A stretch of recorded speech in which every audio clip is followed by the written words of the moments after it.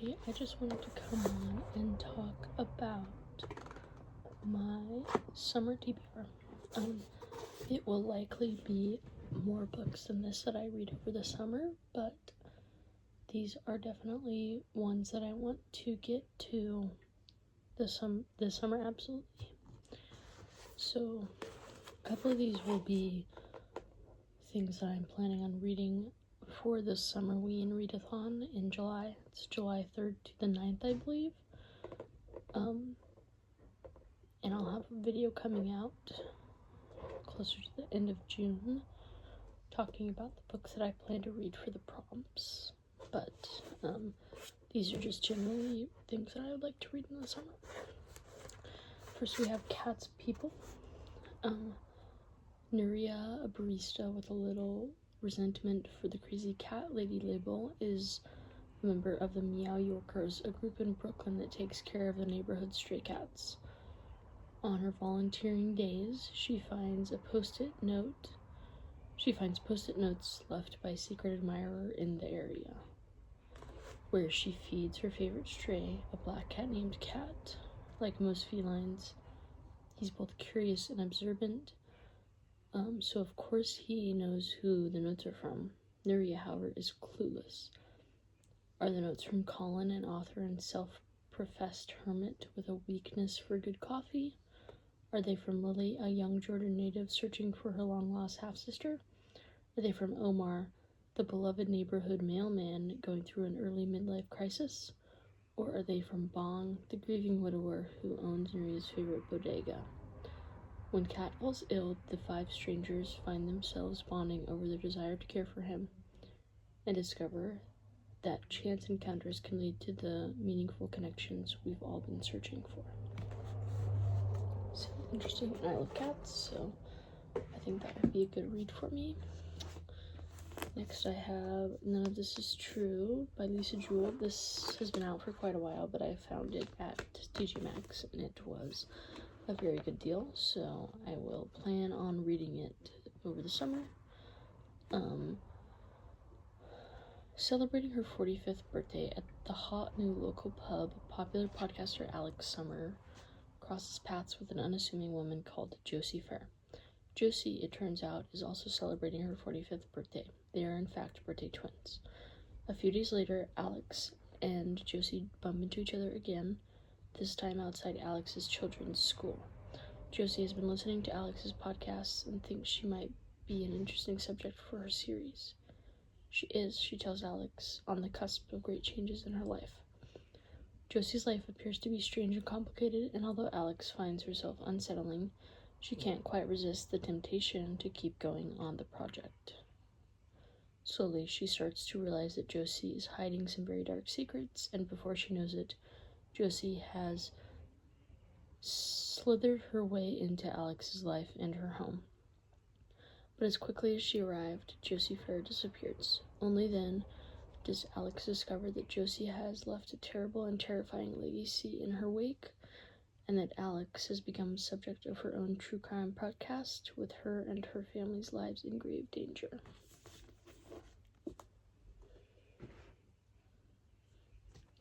Next, I have Picking Daisies on Sundays. It was the hand-trembling, heart-thumping kind of love that you weren't supposed to feel when you looked at your best friend. But it all ended with Levi didn't feel the same way about Daniela Daisy Maria and vowed to never see him again. 4 years later, there he is in a crowded West Village bar, just as perfect as ever. Maybe it's the lighting or the way his hair curls just above his brow, but when he asks her to be his fake girlfriend for his sister's wedding, she can't bring herself to say no. Excuse me. But with old feelings resurfacing at every stage romantic interaction in Stolen Glen, she begins to wonder if maybe this time she should have protected her heart. Next, we have Stars, Stripes, and Summer Nights. I plan to read this one in the days leading up to 4th of July, possibly on the 4th of July, because that's, I think, the premise, or part of the premise. It's the setting of the book, not really the premise, I guess. But She wanted normal, he gave her unforgettable.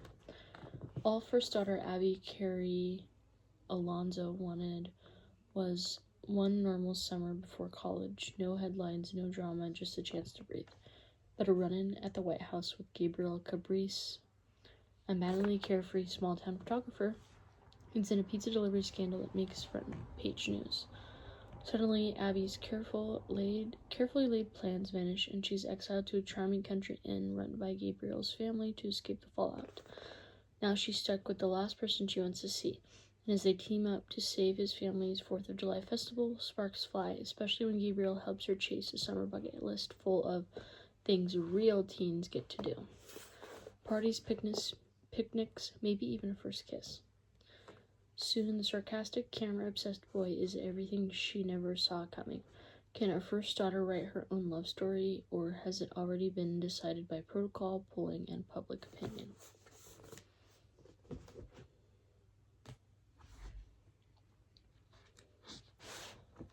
Next, I have Rules for the Summer by Megan Quinn. Rinley Gosage has one shot to prove she's more than Kate Merle's favorite cautionary tale. Restore her favorite candy shop before the town writes her off like they did her father. No help, no shortcuts, and definitely no rich men wielding engagement rings and making things messy. Thea Williams never planned on ending up in Kate Merle. A drunken game of truth or dare turned into a botched online engagement, and now he's across the ocean escaping his father's control with nothing but designer shoes, misplaced confidence, and a rental next door to Renly. She's practical, stubborn, and covered in paint. He's posh, persistent, and willing to use a sander if it means earning her trust. Their summer rules were meant to protect them both, but between collapsing drywall, gossiping neighbors, and the chaotic schemes of Renly's aunt, their forced proximity turns into something dangerously close to real. Except Renly's future depends on standing on her own 2 feet, and Theo's past isn't done with him yet. By the time the candy shop doors open, they'll have to decide if this is just a summer fling or the happily ever after neither of them saw coming. And then there's the sprayed edges of the book. It's beautiful. Just the book in general, the cover is beautiful, but this is a nice touch as well. Next,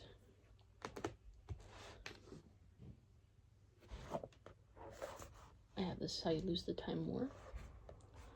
In the ashes of a dying world, Red finds a letter marked burned before reading.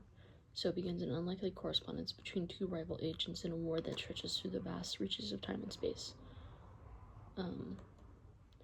Red belongs to the agency of post-singularity technotopia. Blue belongs to the garden, a single vast consciousness embedded in all organic matter. Their pasts are bloody, and their futures are mutually exclusive.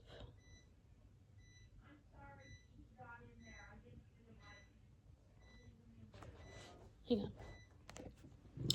Sorry about that.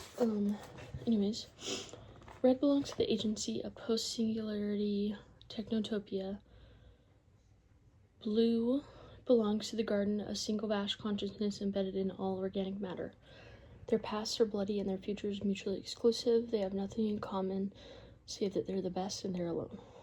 Now, what began as a battlefield to boast grows into a dangerous game, one both red and blue are determined to win, because winning's what you do in a war, isn't it? That one sounds interesting, and I've been hearing a lot of people talk about it. Next we have Yesteryear. A lot of people have been talking about this one as well. Natalie Healer Mills is a traditional American woman, a beautiful wife and mother who sells her pioneering lifestyle of raw milk and farm fresh eggs to her millions of social media followers. Her farmhouse is charmingly rustic, her husband a handsome cowboy, her 6 children, each more delightful than the last. So, what if there are nannies and producers behind the scenes? Her kitchen is hiding industrial-grade fridges and ovens, and her husband is the heir to a political dynasty. What Natalie's followers don't know won't hurt them, and the angry women, the privileged Ivy League coastal elite heaters who call her an anti-feminist, they're sick with jealousy, because Natalie isn't simply living the good life, she's building an empire. Until one morning she wakes up in a life that isn't hers, her home, her children, her husband. They're all familiar but wrong. Her kitchen is warmed by a stuttering fire rather than electricity. Her children are dirty and strange, and her soft-handed husband is suddenly a competent farmer. Carved into the wood threshold is a date, 1855. Just yesterday, Natalie was curating photos of homemade jam for her Instagram.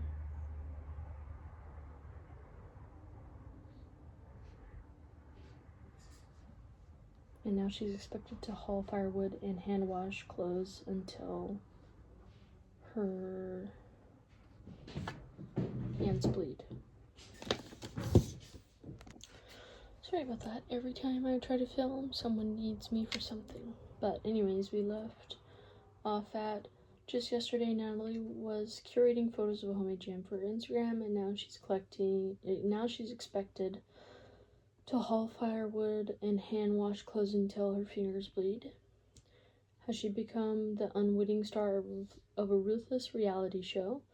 Could it really be time travel? Is she being tested by God, by Satan? When Natalie suffers a brutal injury in the woods, she realizes two things. This is not her beautiful life, and she must escape by any means possible. A gripping, electrifying novel that is as darkly funny as it is frightening. Yesteryear is a gimlet-eyed look at the tradition, fame, faith, and the grand performance of womanhood.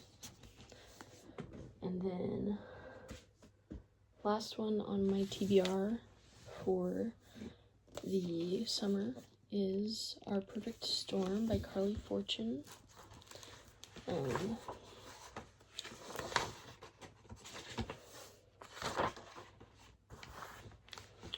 Frankie and George have been best friends since they were 8 years old. Both passionate, impulsive, and headstrong, they've always clashed and come back together. Until now. It's the eve of Frankie's wedding weekend, and she doesn't know where they stand or even if George will show up as her best man. Then, at the start of the festivities, in walks George. For one glorious evening, surrounded by her loved ones, Frankie feels her life is finally perfect. But it all comes crashing down when her fiancé dumps her the next morning, leaving only a note as an explanation.